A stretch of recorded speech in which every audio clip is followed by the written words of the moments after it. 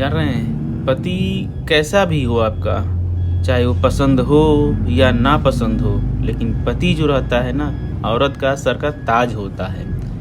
एक बार पूरा पूरा वीडियो सुनिए, आपको सच्ची कहानी है, समझ में आएगा। ये हर घर की है, हर घर में इस तरह से क्लेश हो रहा है, परेशानी होता ही है। पति रात को 9 बजे ऑफिस से घर आता है।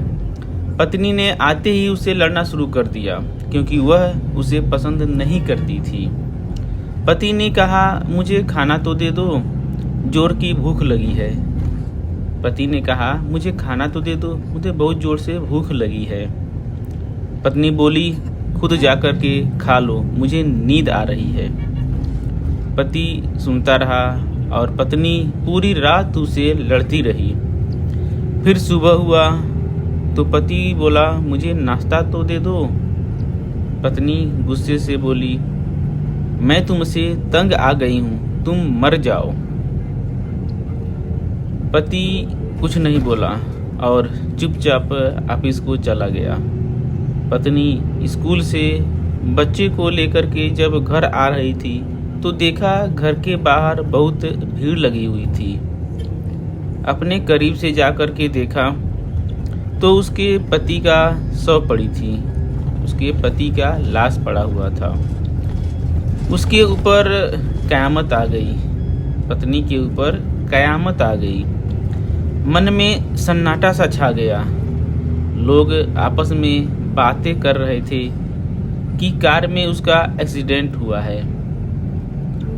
पत्नी जोर जोर से चीखने और चिल्लाने लगी कि मनोज उठ जाओ, मैं तुमसे कभी नहीं लड़ूंगी, तुम पे कभी नहीं चिल्लाऊंगी। तुम्हें भूख लगी थी ना, चलो मैं खाना देती हूँ, बस तुम उठ जाओ। मगर मनोज कैसे उठता, उसे तो उसकी बद्दुआ ने मार डाला था। समझ रहे आप, मनोज कैसे उठता था, उसे तो उसकी पत्नी का बद्दुआ ने मार डाला था। मनोज के जाने के बाद पत्नी को दुनिया का रंग नजर आने लगे, रिश्ते से बदलते दिखने लगे, उसके अपने उससे मुंह मोड़ने लगे। दुनिया के लोग उसे गंदी नज़र से देखने लगे।